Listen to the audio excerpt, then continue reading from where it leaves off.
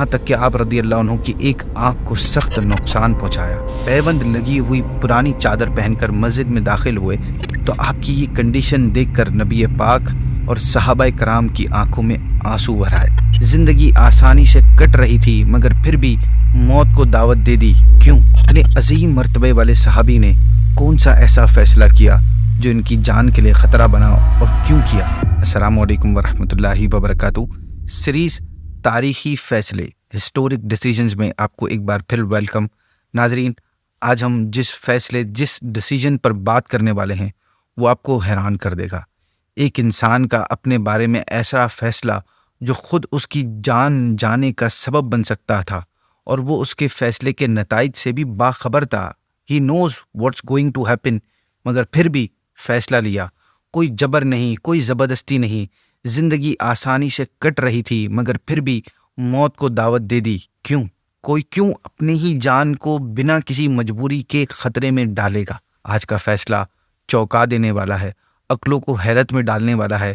یہ فیصلہ تھا صحابی رسول حضرت عثمان بن مظعون رضی اللہ تعالی عنہ کا۔ آپ کے اس تاریخی فیصلے کو سننے سے پہلے آپ کا انٹروڈکشن اور حالات کو جاننا بھی امپورٹنٹ ہے، تاکہ فیصلے کی وجہ اور اس کا بیک گراؤنڈ پس منظر سمجھنے میں ہمیں آسانی ہو۔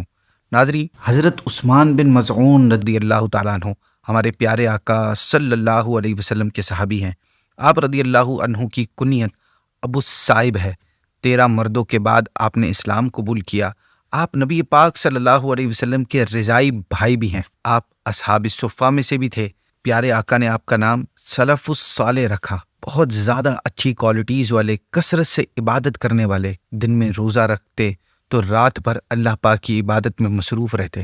آپ کی سادگی کا عالم یہ تھا کہ ایک مرتبہ آپ رضی اللہ تعالیٰ عنہ پیوند لگی ہوئی پرانی چادر پہن کر مسجد میں داخل ہوئے تو آپ کی یہ کنڈیشن دیکھ کر نبی پاک اور صحابہ کرام کی آنکھوں میں آنسو بھر آئے۔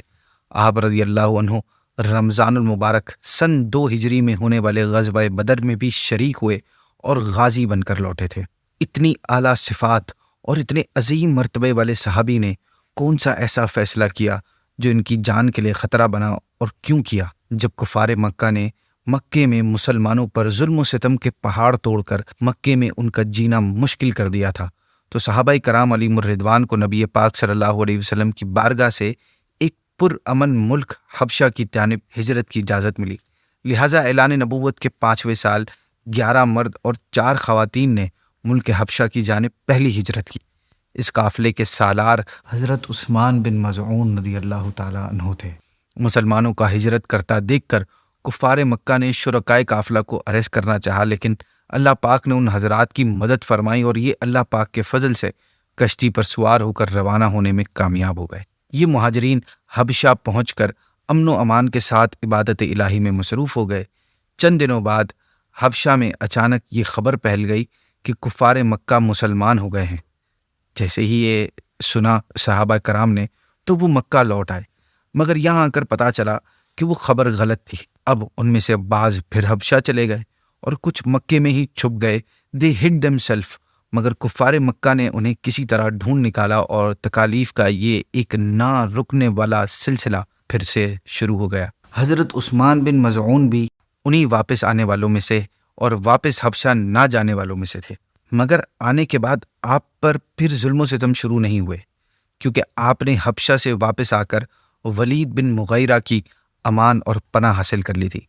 ناظرین، امان حاصل کرنا اور پناہ لینے کا مطلب یہ ہوتا تھا کہ کسی شخص کی حفاظت میں آ جانا، اور یہ شخص ایسا ہوتا تھا تو جو دشمن کے نزدیک بڑا ہوتا تھا اور اس کی دشمنی نقصان دہ ہوتی تھی۔ پناہ دیے ہوئے شخص کو نقصان پہنچانا پناہ دینے والے کو نقصان پہنچانے کے برابر سمجھا جاتا تھا۔ اب آپ رضی اللہ عنہ نے جس کی پناہ حاصل کی تھی، یعنی ولید بن مغیرہ کی، وہ کفار مکہ میں اثر و رسوخ رکھنے والا بڑا امپورٹنٹ اور پاورفل آدمی تھا۔ اس کی امان دیے ہوئے انسان پر ہاتھ ڈالنا آسان نہیں تھا۔ اسی وجہ سے کفار مکہ میں سے کسی کی ہمت نہ ہوئی کہ وہ آپ رضی اللہ تعالیٰ عنہ کی طرف آنکھ اٹھا کر بھی دیکھے۔ آپ کی زندگی کے دن سکون سے گزر رہے تھے، مگر آپ رضی اللہ عنہ نے جب دیکھا کہ میں تو امان پا کر راحت و آرام سے اپنی صبح و شام گزار رہا ہوں، لیکن میرے ساتھی، میرے مسلمان بھائی دیگر صحابہ کرام علیہم الرضوان کے ساتھ سخت تنگی اور مصیبت سے دوچار ہیں، تو آپ رضی اللہ عنہ نے فرمایا کہ اللہ عز و جل کی قسم مجھے یہ پسند نہیں کہ میں ایک مشرک کی امان میں رہ کر راحت و آرام پاؤں اور میرے ساتھی مصیبت و مشقت میں زندگی گزاریں۔ لہٰذا آپ نے اپنی اس ایمانی حرارت کی وجہ سے ولید بن مغیرہ کی امان واپس لوٹانے کا فیصلہ کیا۔ چنانچہ آپ نے ولید بن مغیرہ کے پاس گئے اور اس سے فرمایا کہ میں تیری امان تجھے لوٹاتا ہوں۔ وہ حیران ہوا اور اس نے آپ سے پوچھا کہ میری قوم میں کے کسی فرد نے تمہیں تکلیف پہنچائی ہے؟ آپ نے فرمایا نہیں، بلکہ میں اللہ عز و جل کی پناہ پر راضی ہوں اور مجھے اس کے علاوہ کسی کی پناہ پسند نہیں ہے۔ ولید بن مغیرہ نے کہا کہ جس طرح میں نے تمہیں اعلانیہ امان دی تھی، اسی طرح تم اعلان کر کے میری امان واپس لوٹاؤ۔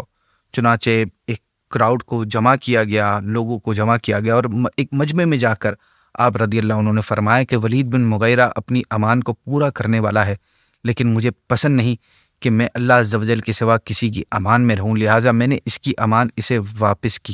امان لوٹانے کے بعد کفار کی جانب سے آپ رضی اللہ عنہ پر ظلم و ستم کا ایک نیا دروازہ کھلا۔ آپ پر بہت زیادہ ظلم و ستم کیا گیا، یہاں تک کہ آپ رضی اللہ عنہ کی ایک آنکھ کو سخت نقصان پہنچایا۔ یہ دیکھ کر ایک بار ولید بن مغیرہ نے آپ سے کہا کہ اگر تم میری امان میں رہتے تو تمہیں یہ تکلیف نہ پہنچتی، مگر آپ رضی اللہ عنہ کے ڈیسیجن میں ذرا سا بھی ڈاؤٹ نہیں آیا، اور آپ نے فرمایا کہ my other eye is also desiring that it should suffer in the way of God۔ میری دوسری آنکھ بھی خواہش کر رہی ہے کہ اسے بھی راہ خدا میں یہ تکلیف پہنچے، اور رہی بات امان کی تو میں اس کی امان میں ہوں جو تجھ سے زیادہ عزت اور قدرت والا ہے۔ یہ فیصلہ، یہ ڈیسیجن کوئی ایزی ڈیسیجن نہیں تھا۔ سکون بھری زندگی چھوڑنا، تکلیف اور موت کو دعوت دینا، اور پھر تکلیف کے باوجود اس فیصلے پر ڈٹے رہنا، it was not an easy choice. ہماری زندگی میں، ہماری لائف میں کئی بار ایسے موقع آتے ہیں جب کسی ایسے موڑ پر ہم آ جاتے ہیں جہاں ایک طرف تو بڑی آسانیاں ہوتی ہیں، سکون ہوتا ہے، آسائشیں ہوتی ہیں، ہمارا اپنا کمفرٹ زون ہوتا ہے، جبکہ دوسری طرف ہمارے اصول ہوتے ہیں، پرنسپلز ہوتے ہیں، خودداری ہوتی ہے، غلامی سے نجات ہوتی ہے، دوسروں کا خیال ہوتا ہے۔ تو ہمیں بھی ایسے وقت میں آپ رضی اللہ عنہ کے، اپنے اسلاف کے، اپنے بڑوں کے فیصلوں کو یاد رکھنا چاہیے، جنہوں نے اللہ پاک کی رضا اور مسلمانوں کی دل جوئی کے لیے ایک سخت اور ایک ہارڈ ڈیسیجن لیا اور تاریخ میں اپنا ایک نام رقم کیا۔ وہ انگلش کی کہاوت ہے نا کہ easy decisions hard life, hard decisions easy life. اب آپ کے اوپر ہوتا ہے کہ آپ کون سی لائف چوز کرتے ہیں۔ ایک قول کے مطابق ماہ شعبان کے سن 3 ہجری میں آپ رضی اللہ عنہ کا وصال ہوا، جس کے بعد ہر قسم کے غم سے نجات آپ کو حاصل ہو گئی۔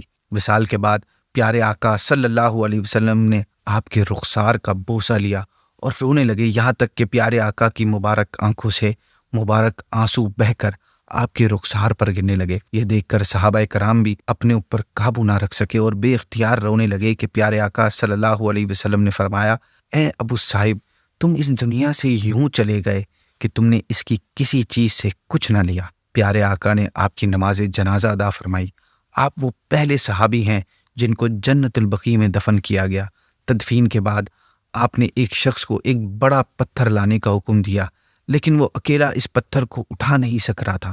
یہ دیکھ کر آپ خود صلی اللہ علیہ وسلم ادھر تشریف لے گئے اور اپنی آستینیں چڑھا کر اس پتھر کو اٹھایا، پھر اپنی رحمت بھرے ہاتھوں سے آپ رضی اللہ عنہ کی قبر پر اسے لگایا تاکہ اس پتھر کی وجہ سے آپ کی قبر کی پہچان ہو سکے۔ سبحان اللہ۔ اسی کے ساتھ آج کی ایپیسوڈ کو اینڈ کرتے ہیں۔ آپ سے پھر ایک نئے ایپیسوڈ میں نئے فیصلے کے ساتھ ملاقات ہوگی۔ السلام علیکم ورحمۃ اللہ وبرکاتہ۔